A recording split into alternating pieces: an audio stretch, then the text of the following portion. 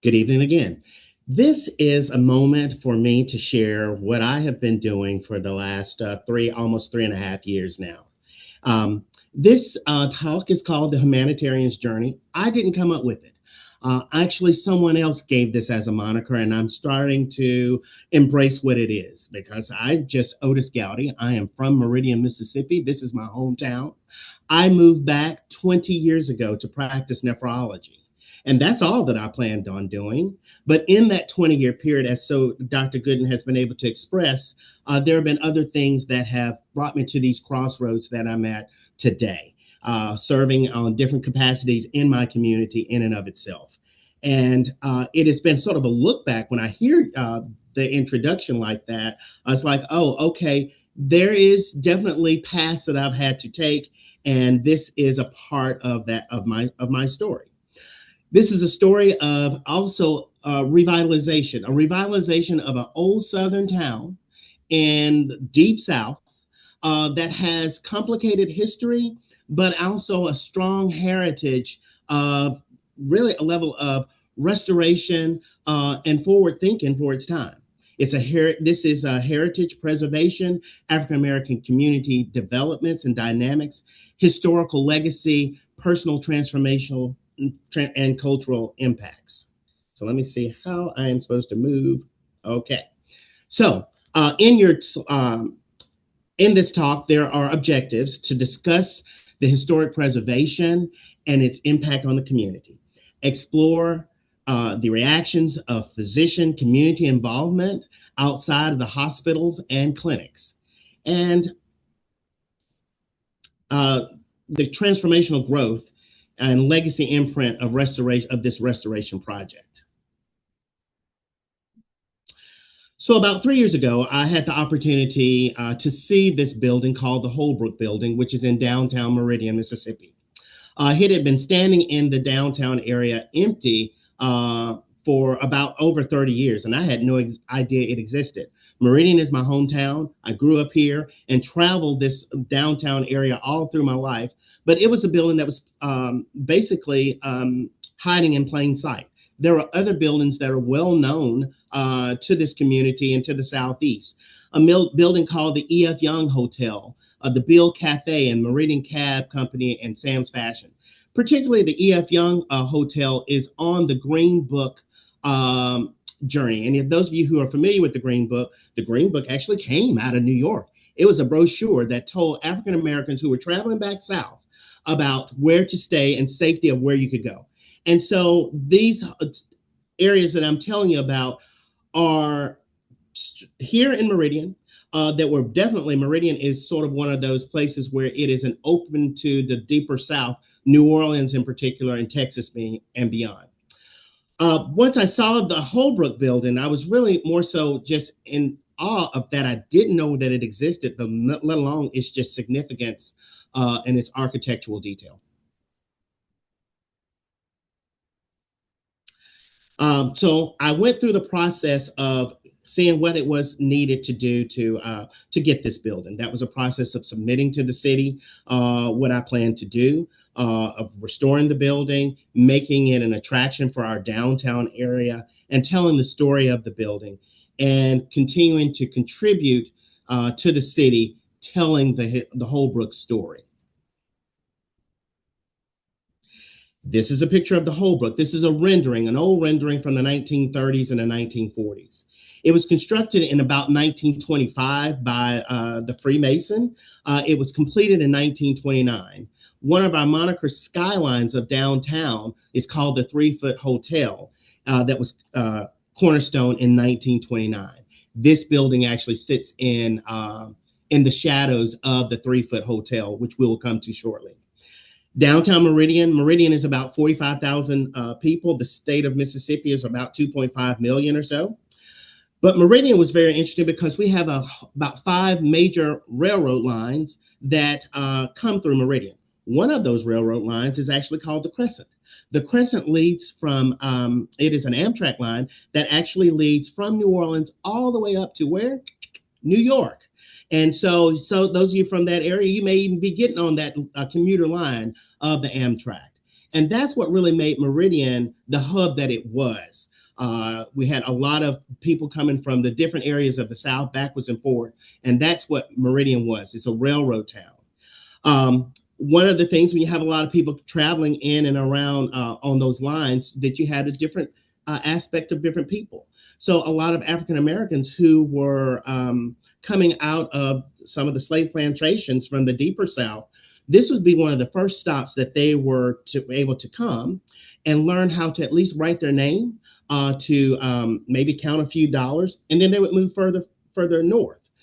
So there were a lot of historic schools that were here. They're no longer in existence now, but that was one of the turns of this that was going on in Meridian at the time, post Reconstruction. The Holbrook Benevolent Association, which was an association that actually talked to help African Americans do proper burial, to get educational enhancement, vocational enhancement as well. It was started by different pastors in the area, and it was a way for people to come and get some economic mobilization moving forward. This is a picture of the Holbrook building, actually in the 1950s. The building actually produced several newspapers. One of them was called The Echo. The Echo was a community paper that helped African Americans know what was going on around the community, job listings, and it also actually posted what was the burial policies that came due, or what their dues were in the community to move the foundation forward. This building that you see was actually the headquarters of the Holbrook Benevolent Association. It's colloquially known as the HBA, and this is what they use with them saving the funds to build this headquarters. It actually served as a meeting place for churches, as well as different organizations around the community, particularly the NAACP, and also during the 40s, 50s, and 60s, voter registration. A lot of the civil rights workers came through here, such as Martin Luther King, Medgar Evers, John Lewis, Fannie Lou Hamer. All of them had some dealings coming through here during the civil rights era. Seem to be having problems moving it forward here. These are the founders of the Holbrook. This gentleman is R.L. Young was the founder. Mattie Larkin was the secretary, and the treasurer was Mr. Ratcliffe. Okay. This actually is the actual printing press that was in the Holbrook building to make that actually made the newspapers. It was before its time because it was also used in lawyers' offices. And you think about in the African American community, for people to have a printing press was something really unheard of, that level of technology.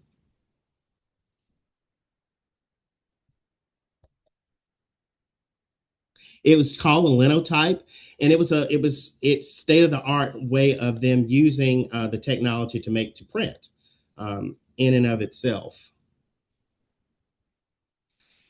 One of the professions that was taught in the Holbrook building was typewriting. And when I was in the building, I had all these typewriters that were all around the building. Where these typewriters and counting machines were. And they used it. Actually, this is where people learned how to typewrite. And it was one of their first jobs that they could use for economic development and mobility in and of itself. There's an auditorium in the building as well as a banquet hall. This is actually a picture of the banquet hall in the 1960s. One of the things about this banquet hall that made it so special, it was called the Palm Room. And these were people who were maids or household workers in and of itself, or worked in the fields. But at the Holbrook, you could come and dress up. And what I've discovered is when they did, they were able to be addressed as Mr. and Miss, had a social level of well-being of being able to go and really be somebody. This is how I found the Holbrook. It had been empty for about 30 years. People had been living in it. It had graffiti in it in and of itself. and really had become some of a hazard just in and of itself.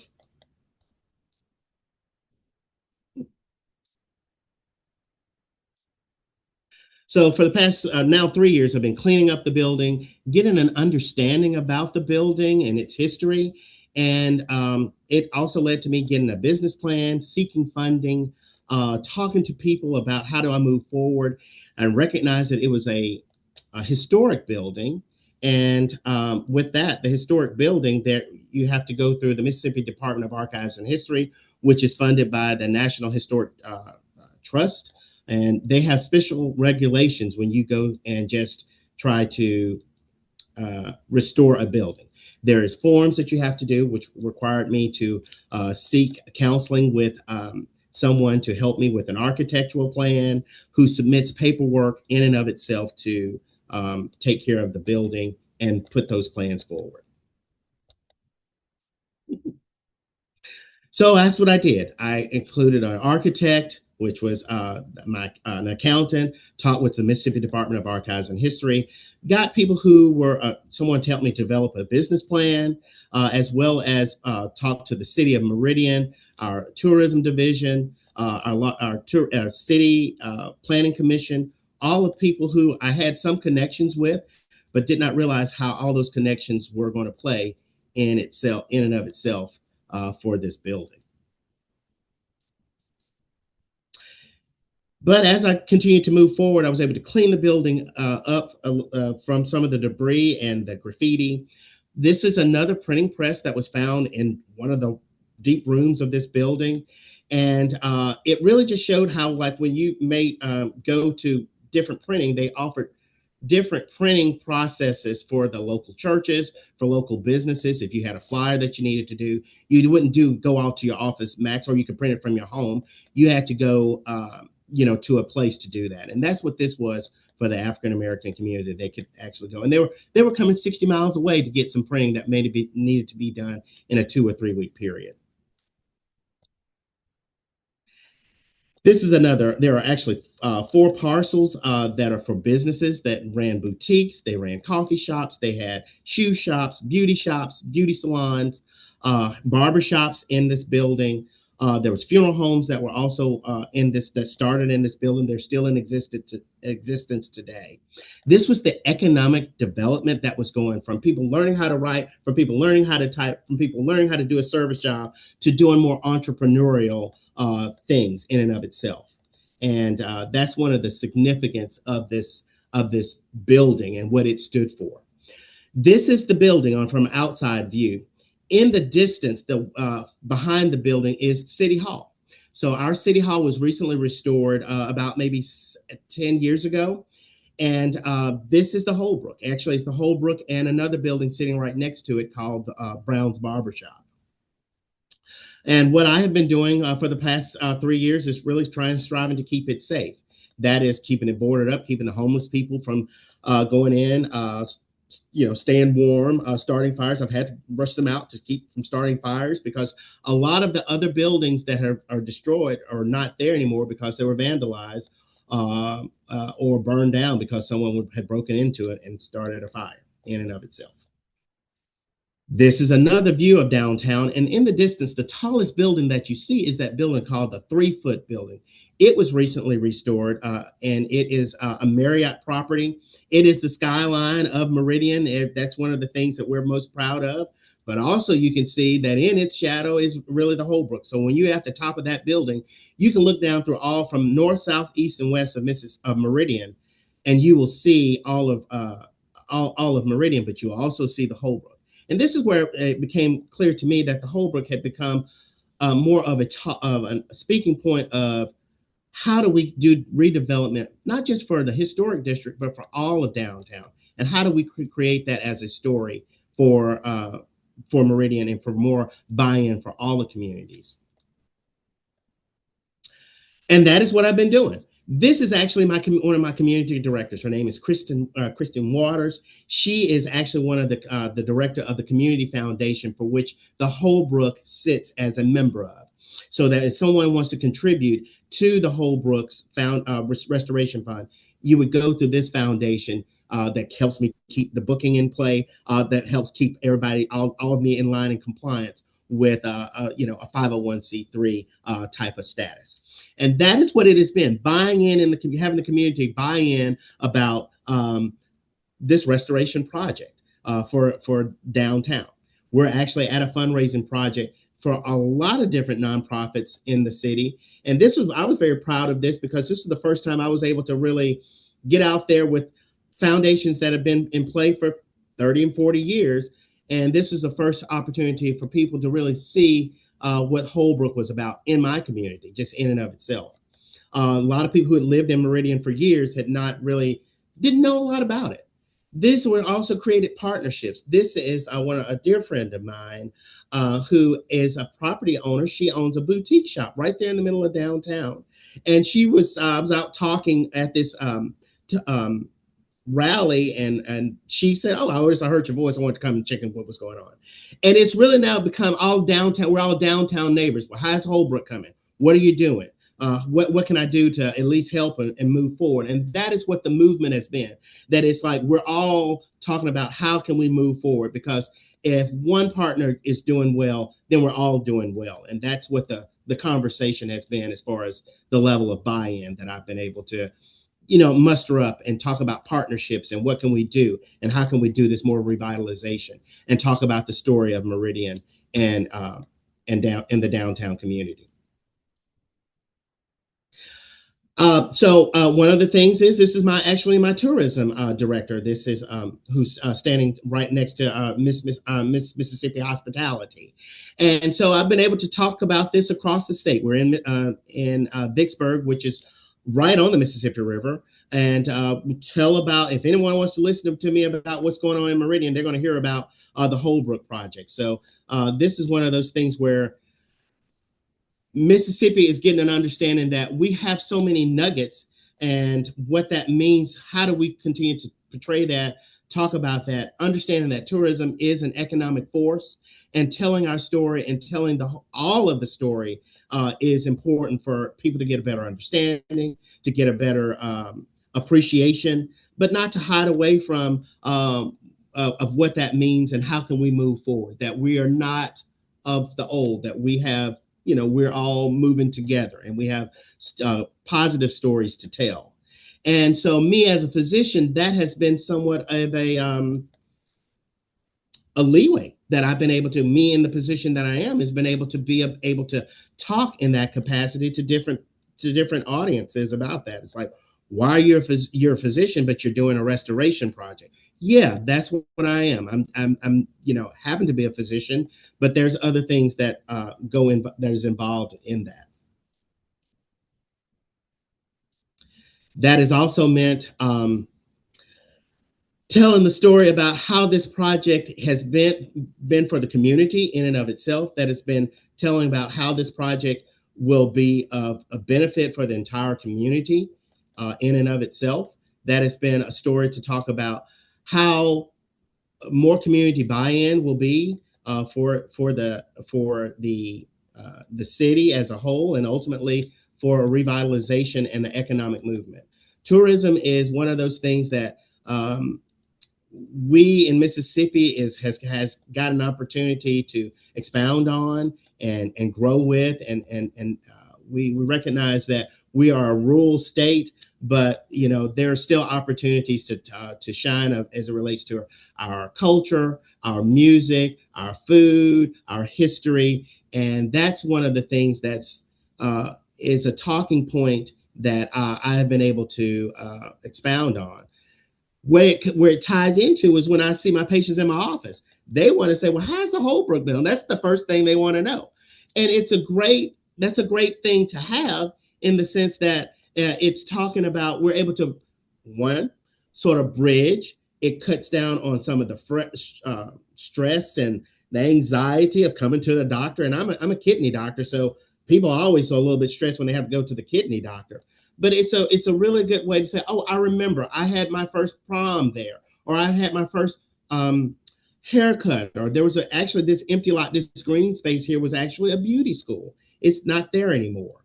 But that is what I'm able to talk with patients about, because they want to inquire, well, why, what you're doing and why you're doing with that, with the building in and of itself. So I have been doing, about a year and a half ago, I did I would call a music festival, which really just trying to introduce the building to the community in and of itself, and talk about, had different venues for people to come to hear different types of music, from country music to R&B to all types of music, to be just downtown. It sort of led to more of an opportunity for people to say, okay, we can be downtown, because sometimes people had a fear of different parts of downtown. Our historic district is in downtown, right? It wasn't across the track. It was right there in the middle of downtown, and it became a connotation that, oh, you aren't safe in downtown. Well, I've been able to host several doctor groups in this downtown area, and it has been nothing but positive reviews about how safe it has been, how it is a walking area to be able to, go and see some of the boutiques in and of itself. And that has been more of the story that I've had with the Holbrook, talking about how it can be more so of the revitalization process to move forward. Also in this process, I've been able to touch base with high schools to get them involved. So a different generation who grandparents may have been down there, but they had no clue about there being an African-American business district. So this is our Meridian High Band. They have come, and it's a drum line. So we actually did a second line parade in downtown. They get an opportunity to see, to perform, to hear history, to engage in the community. So it was a win-win and a give back. Me being able to, a lot of people want to be a doctor, so we talk about that. A lot of people want to be a lawyer, so we talk about that. A lot of people have entrepreneurial spirit, so we talk about what that means and what that has been. So that is one of the outlets that has happened. It has also led to other high school groups and college groups to come through who are interested in, whether that be restoration, whether that be medicine, whether that be something adjacent. One of the major universities of Mississippi is called Mississippi State University. It has a downtown campus, and that they are continuing to expand. They have allied health, nursing profession, physician assistants that is right downtown. And their campus is right across the street from this building that you see here, the Holbrook building. And so that's where this level of economic power and the story has to be told, because it's continuing to bridge and give back to the city this transformation that's going on in our downtown community. This is staging of the building, saying, what the building, a different parlor room could be. This is sort of staged as what could be a coffee shop or something in and of itself, a lounge area. But it was really something, because people were just saying, oh, this is a whole boarded up building. No, if you step through the walls, you will see that it's much more than that, that there's an opportunities. And what I've been doing is trying to create the story for people to see that it's much more than that there's opportunities to move forward, just in and of itself. And how do we do that? And how do we make that happen?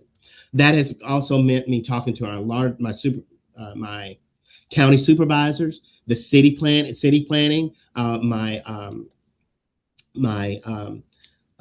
city council, tourism, our Main Street community, talking about what can we do. There's been visions of having a small grocer, where downtown actually happens to be a food desert. And so there has been opportunities to talk about, well, maybe we can do a small grocer. What would that mean for us? What can that go right there in downtown? We got a whole bunch of college students that are right across the street. Somebody's got to have a place to go and get a piece of meat, a piece of bread, things of that capacity. And it has also led to other developers coming from Arkansas, Louisiana, coming down, and they've taken an interest in, what does downtown community development means?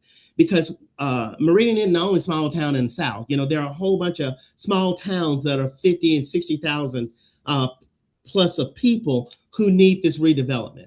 suburbia is now gone somewhat away, and people are now trying to go back and do this revitalization to their downtown area.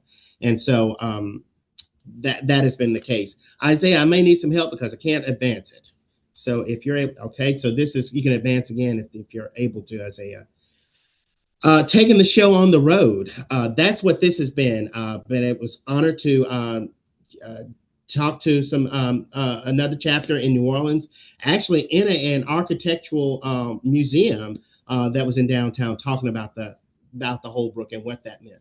So when I talked to my architect about that, he was totally stoked, totally in buy-in with where we were moving forward. Next slide, if you can, Isaiah. This is actually a full circle moment for me, this slide. This is Mr. and Mrs. Osby. Mr. and Mrs. Osby were the last owners of the Holbrook building, and so they were the last owners. And here I am talking with them. The Osbys we're in the front door of their home, which is actually my childhood home, the home that my parents built from the ground up, that I grew up in. A full circle moment. I bought their old building. They bought my old house. Next slide. This is a group of local high school students who reached out to me. They say, we heard your story. We are seniors in high school, and we want to come and help. We're standing in the auditorium of the Holbrook, and some of them want to be, they're from different high schools. There are about 6 different high schools. And they wanted to come and say, how can we, what can we do to help? We can help push a broom. We can help clean. I said, look, I need help with social media. Can you help me with that? Can you help me get the word out? And so we've been brainstorming about that, doing more open houses. But it is that two-way street of, okay, yeah, I can give you some pointers. I need some help too. Can we come and talk? Because they had never even been in the building, let alone what the positive energy and what it could mean to them. If I can get the next slide. It has also been a process of giving back, even though it's in need. This building is in need of stuff, of repairs and revival. I still have this idea of this building has so much to give back, not only in its story. And this is us doing what we call a candy crawl. It is our trick or treat moment in downtown Meridian. And so that's what we do. I may not be able to get all of the students in, all the children in the building, but I can at least use my green space to say, hey, we're here. We're here. We're part of downtown. We're here. We're participating in what is needed in this process. Next slide. And that has led to this gentleman. This is my mayor. This is Mayor Percy Bland of Meridian, Mississippi. So he calls me up and says, hey, I'm hearing your story, Otis. I want to see the building. And that is what this transformation has been. It's like, well, if you talk long enough, maybe somebody will hear you. Maybe somebody will want to participate. And that's what this is. He stopped his schedule. He had about 20 minutes. I said, I'll meet you down there. That was me seeing a patient, finish a patient in clinic. Hey, Mayor, meet me down there and let's go through. Next slide. And that led to this slide. This slide, the mayor in turn is striving to build his downtown so that we can accommodate more festivals, more outings for people to use the entire downtown of Meridian. And that kid zone is that lawn that we just saw right there where the pumpkins were. And so it has been like, okay, people are starting to see the vision, starting to see how it can be little, I know, how people have festivals, music festivals,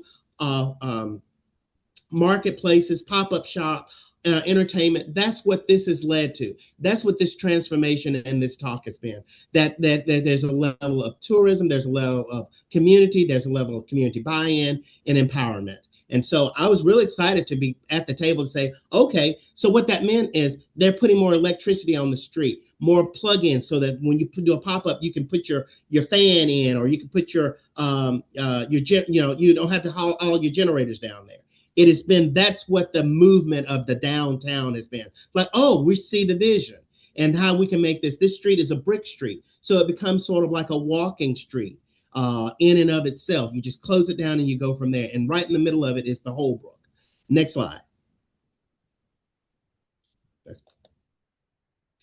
Which has also led to me meeting this gentleman. This is Bill Ferris. He's a folklorist, and this is his last book.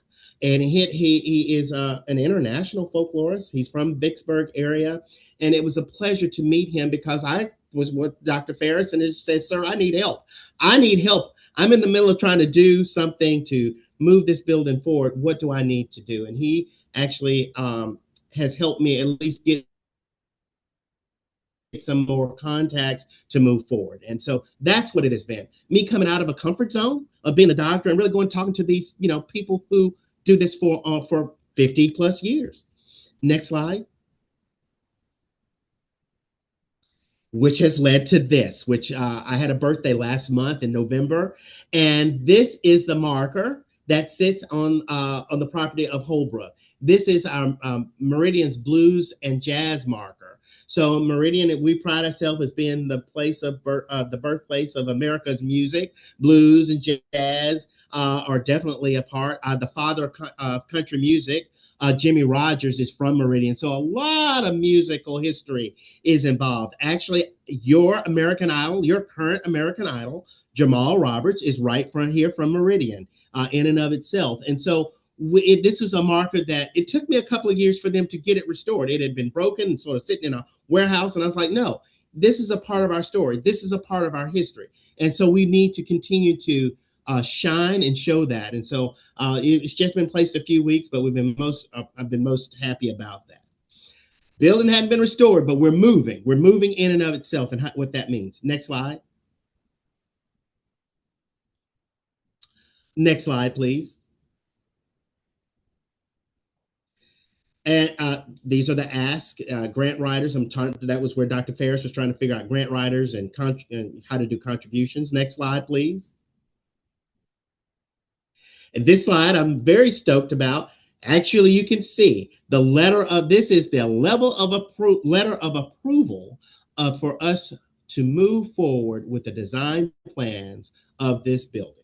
So it took me almost 3 years to get to this point. And this is my architects team. This is Mark Davis and John Purdy. And so I was like, we learned about it. I was in the middle of New Orleans downtown traffic, and I was like, oh, we just got the letter. I was like, what? Let me get home because I want to see it for myself. And we were just stoked because it was literally moving forward with getting that done.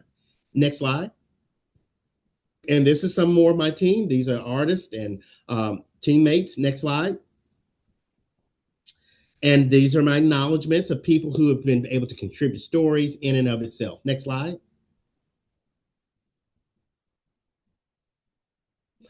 And I just would like to thank everybody for this opportunity to talk through what's been going on, that this has definitely been a transformation for me, me moving forward, moving out of a comfort zone, talking about a level of what restoration has meant to me. And it's really and truly transforming me into, I just thought I was coming back to Meridian to just be a doctor, which I've been doing this for 20 years here. I was just going to make this be the career, raise my little family, and move on. It has become much more than that. It has been talking about the historical aspect. It has been talking about the educational aspect. It has been talking about how to give back to the community on several different ways, how to be an economic force in and of itself, and also just take a nod to the cultural and social aspects of this building.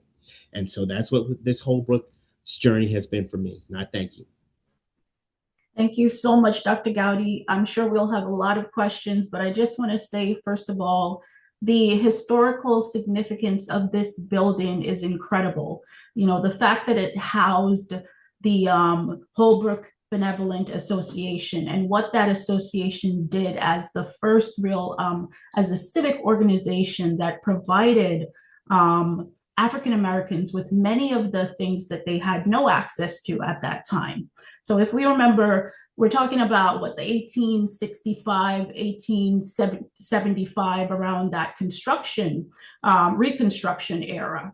And that era is where we were really, as a United States, we were basically redefining really the legal, the political, and the social status of formerly enslaved African Americans, right? So these were people that had no access to healthcare, no access to a place to bury their loved ones, no access to medical care, no access to legal representation and all of that. So it was the significance is incredible of this building, because that entire movement and what it meant was housed right in that building. And that building is such a great representation. And the fact that you are striving and working so hard to preserve that and to make sure that that story continues to be heard is amazing.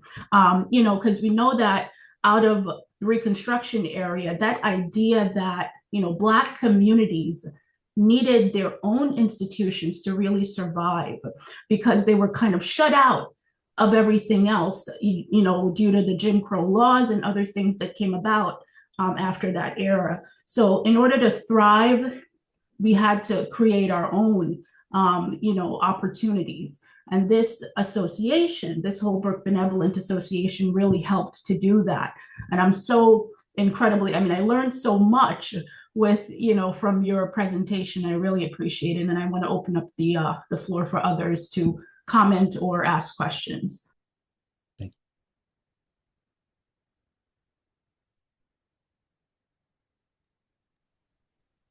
All right.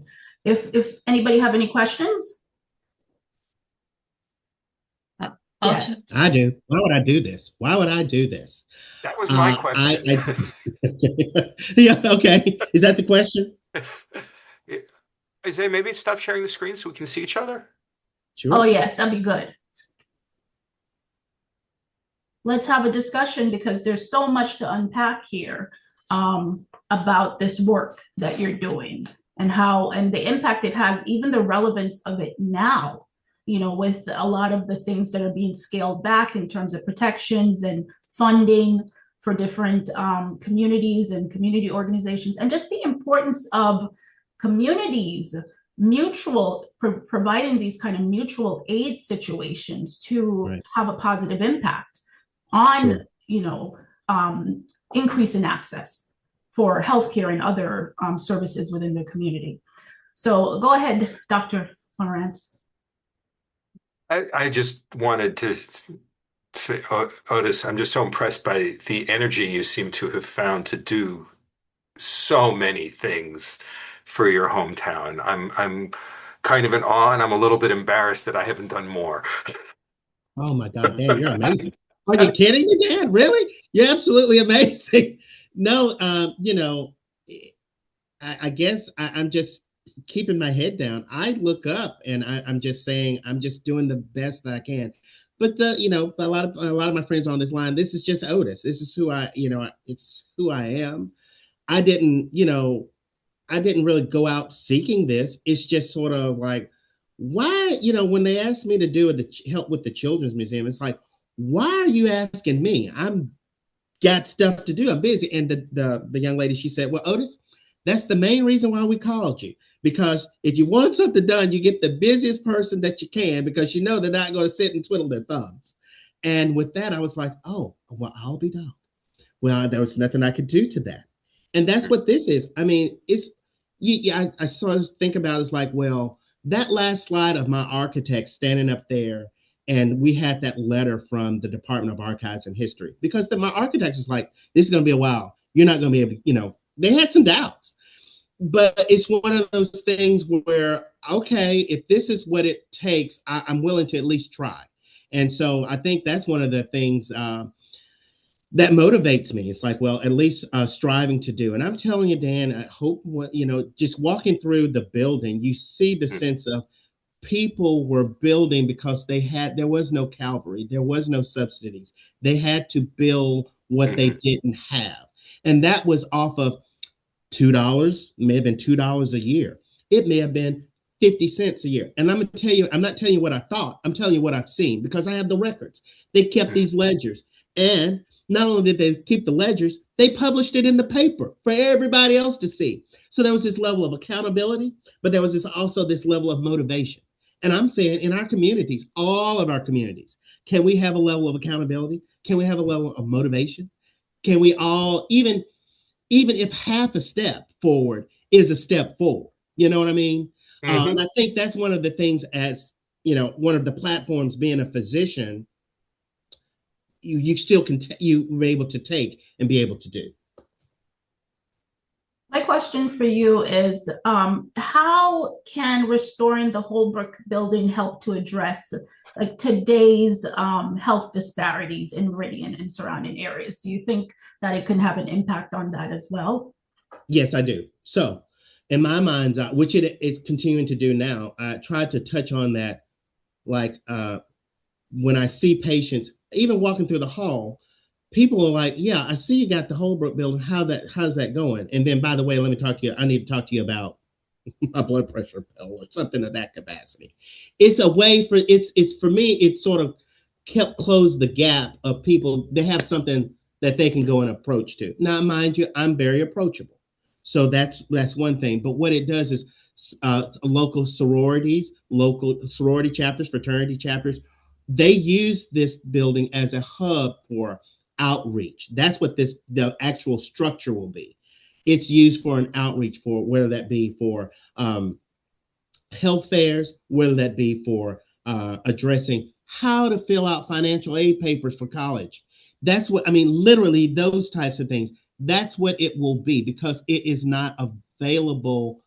We can go to the library and you can go to other community places, but this is one of those things where it has a significant historical marking, meaning that that's what it did. And so that's why its story is so important to tell, because then people get to remember, oh, okay, then that's what it was. Then I might be more motivated to do something about it. And the building really, really is a symbol of that resilience of that community. And having it in disarray and disrepair, you restoring that certainly can help to kind of bring back that vitality sure. that building represented. I mean, it's really just a representation. It's a thought, right. It's an idea, it's a movement that was so important during that time, and it's important for us to remember it as well. How do you think revitalizing the space will help to kind of bridge some of the historic trauma that the community has suffered, when it comes to, public health and mistrust that African Americans might have within the health system?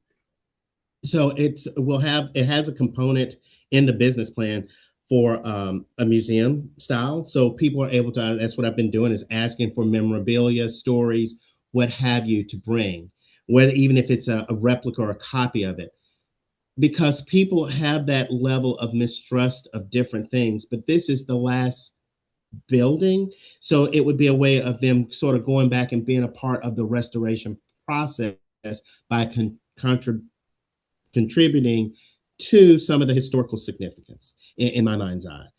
To me, it's a way to try to maybe break down some of the barriers. The thing about this building is that it was in downtown. It wasn't across the track.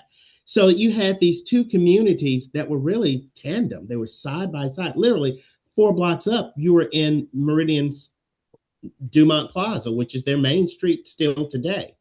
And so you had this community that were living side by side, but now it's just more so bleeding in more so together. And so that's what my talk is about. It is striving to talk about how this Holbrook is. It's like, no, it's not just, it's all of Meridian. So we all have a part to play. And so that's how I feel like some of that barrier would be broken down so that people can have more buy-in and more say-so. That's wonderful. And it just creates a space as well, for different sort of health initiatives. I know you also intend to have perhaps even health clinics and other sort of things there within that space, which is going to be very beneficial for the community. Right. There were several, there was a 4-bed hospital that was in the Holbrook, because there was, the patients couldn't go to the main hospital. So they just had these, and I had these little gurneys. What are these gurneys for? So I had to find that story out, that's what they were. They were just, you could go, there was a little dentist office upstairs, and, so that was one of the things. There's a community called Philadelphia that's about 40 minutes north. They had a similar much smaller scale. But when I go to Philadelphia, people are able to, connect, and they're going back to their own communities. Another community about 30 minutes south of here, they had their own little thing, their own little small little makeshift hospitals. And that is where the people start to realize, yes, oh, I remember. Oh, this is where I came from. Oh, this is what we had to do. And so it builds in people a lot of, well, if my great grandmother did it, then there's something in me that I need to do to give back to. There's something in me that I have, a level of fortitude and greatness that I can reflect on, in and of itself. And I think this building and this project somewhat reflects that people can, maybe the old homestead is not there anymore, but they do know that there was an existence, just in and of itself. Absolutely. And also just the really there was a lot of political organization that was done in that building as well. Like it housed events for the NAACP. Right. And so, from a historical perspective, that's also quite significant. And it just speaks of the strength that being able to house that entire movement within that building provided for that time. Right. So Jackie Robinson actually came to the Holbrook building to do a fundraiser for the civil rights workers that were slain just north of Meridian, Cheney, Goodman, and Schwimmer, who were here doing voter registration. The Mississippi Burning movie and things of that kind. And so I've been fortunate enough to have some members of the community who were there the night that Jackie Robinson was there. They didn't raise the money, but there's our clippings and raise enough money. But that's what it has been. It's like there's been so many different historical figures that have come through, and so that's what the story is. It's like, okay, we need to talk about that, or where do we go from here? Even on that trail, the Green Book Trail, the people come through, they're coming through looking for the hotel that their grandmother stayed in, but it's not there. But the building, it's contemporary building is here, and we can talk about the story moving forward with that, although that building is here. It's amazing. Oh, sorry, Dan, go ahead. No worries. So Otis, there's actually a connection to New Rochelle. There's a memorial at New Rochelle High School to Cheney, Schwerner, and Goodman because Michael Schwerner's mother taught at New Rochelle High School. He went to school in the next town over in Pelham, but his mother taught at our school. So if you want to bring the story of the Holbrook building to New Rochelle, you have a perfect backdrop. Sure, that's right. It just speaks to the point of how connected we are. You know what I mean? Mm-hmm. Like how this story is the same story all over the country. Mm-hmm. People sometimes but it's a reminder and it's a remembrance, or it stirs up. It stirs up. Oh yeah, I remember somebody talk about that. Dr. Chung? Yeah, thank you so much. You speak so beautifully about your deep connection to the community and how that enhances your work as a physician. And I see how intertwined they are. There's a sort of metaphor of healing this building and healing people's bodies. And I love learning about history, both medical history and other and history in general. How can we bring more history education into medical education? I worry that many physicians don't know a lot about the communities that they're practicing in. How can we get people fired up to really deeply learn about the community they're in and its history? Because you just illustrate so beautifully why that's an important part of our work. Yeah, thank you for that. That's a very good question. I don't know. I mean, I'm doing the walk to the best of my ability. I mean, I get stopped in the Walmart, in the aisles and say, yeah, we see you. I mean, it's really easy to just go to work and then go home, put your feet up and do that, And I recognize how important it is to be a vessel. I mean, I think that being a physician in and of itself is much more than giving a prescription or giving, well, you should do, or you need to consider doing this. And it's really subtle walking the walk. Sometimes I have to walk. We don't have a lot of city blocks here, but my neighborhood, you still have to walk. Sometimes I have to walk on the street. I may have to walk a couple of places, but if people out seeing me walking walking in general, not just, you know, I got my dudes on to, you know, my exercise gear, but just literally just walking. You know, then people are sort of motivated. Well, Gowdy's walking, maybe I need to walk a few miles a day, that type of thing. So I think it's really and truly not shying away from the community, but just at least being more visible in the community. That means, and well, you know, if those who may have a family and go to the little league games or the you know, the band things, but you know, maybe not being as passive. I mean, although we all don't have enough time. I'm on the PTO of my kid's school, and you know, we do the registration for that, and they're like, "Oh, I don't have time for it." It's like, well, you don't have time for it. I don't have time for it either. Let's not have time for it together while we take care of our children. You know, that type of thing. I mean, it's like, you know, we're busy. We're all busy. So I mean, that is an excuse, but it should not be the be all end all excuse.